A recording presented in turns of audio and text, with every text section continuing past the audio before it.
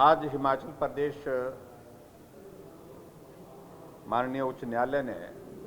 एक बहुत महत्वपूर्ण मामले में अपना फैसला दिया है और जो हिमाचल प्रदेश में हम पिछले लगभग 2 वर्षों से जब से कांग्रेस पार्टी की सरकार बनी है उसके बाद लगातार इस मुद्दे को उठाते रहे। सीपीएस की जो नियुक्ति की गई इसके संदर्भ में भारतीय जनता पार्टी का पहले दिन से बड़ा स्पष्ट था कि ये गैर कानूनी है, असंवैधानिक है, ये नियुक्तियां नहीं की जा सकती है,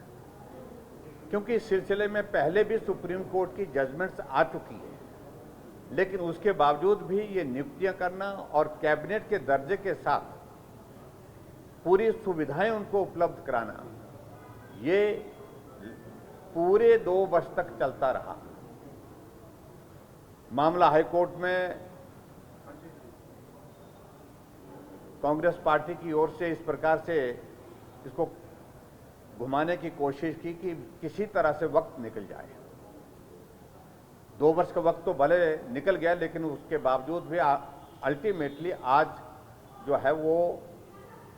माननीय उच्च न्यायालय ने अपना आदेश दिया है, अपना फैसला दिया है, जिसका मैं अभिनंदन करता हूं, स्वागत करता हूं।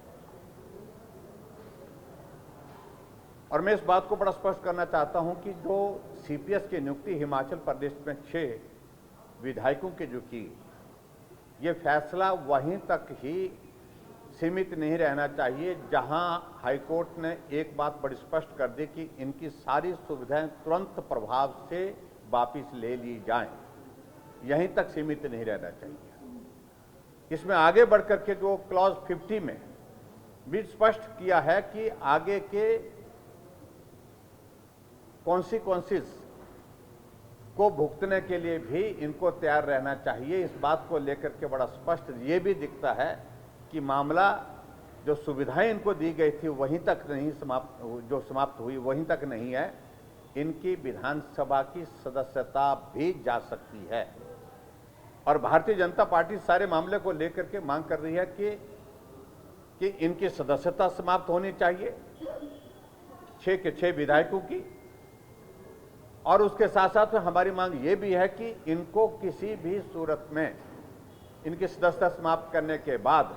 6 वर्ष तक चुनाव लड़ने की अनुमति चुनाव आयोग की ओर से नहीं होनी चाहिए, क्योंकि संविधान के अनुरूप एक व्यवस्था दी गई थी और उस व्यवस्था के अनुसार जो है 15% से ज्यादा मंत्रिमंडल कहीं भी नहीं होगा।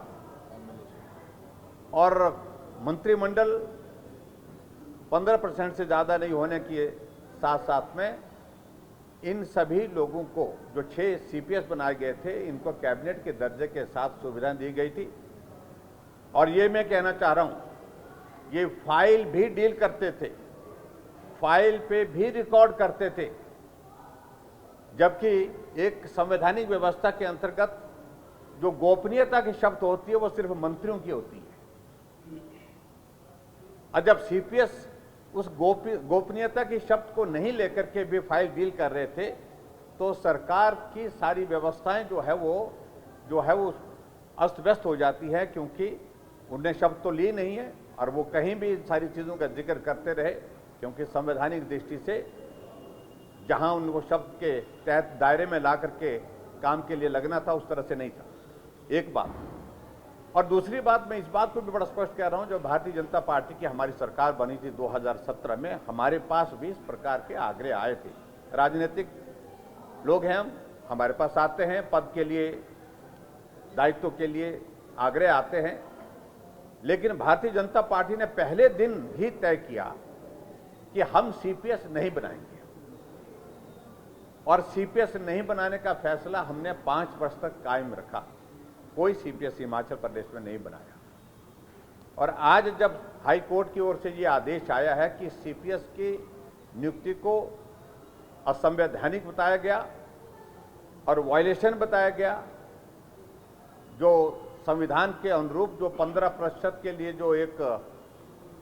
व्यवस्था दी गई, इससे ज्यादा मंत्रिमंडल नहीं होगा, उसकी भी उल्लंघना है। और उसके साथ साथ में जो पर्टिकुलरली मैं बहुत डिटेल में अभी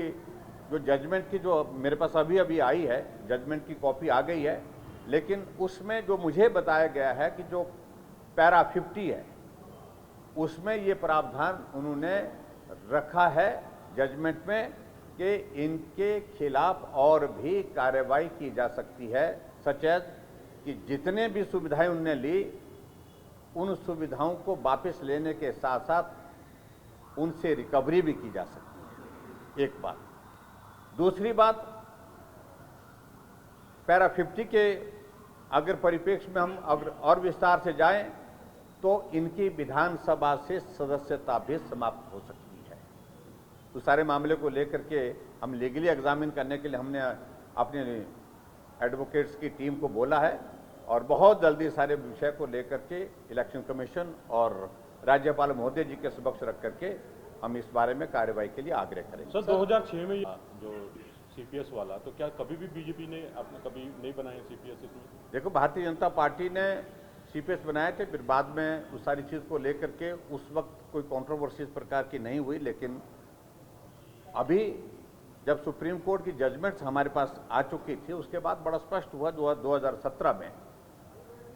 हमारी पार्टी के नेतृत्व ने कहा कि इस मामले में सुप्रीम कोर्ट की जजमेंट्स आ चुकी है। हमने एग्जामिन भी किया, हमने अध्ययन भी किया और उसमें हमने देखा कि ये संवैधानिक व्यवस्था के अनुरूप नहीं है, इसलिए सीपीएस नहीं बनाने, हमने नहीं बनाए। सर, एडवोकेट जनरल कह रहे हैं कि ये मामले को लेकर ये फैसला सुनाया गया है गलत है और हम इसको सुप्रीम कोर्ट में चैलेंज करेंगे। असम से हिमाचल का जो ये पूरा मामला है सीपीएस की नियुक्ति का, वो अलग है। देखिए, मैं उस सारी चीज को लेकर के डिटेल में नहीं जाना चाह रहा हूं। मैं सिर्फ इतना ही कहना चाहता हूं कि एडवोकेट जनरल भी वो हाई कोर्ट की जजमेंट से ऊपर नहीं है,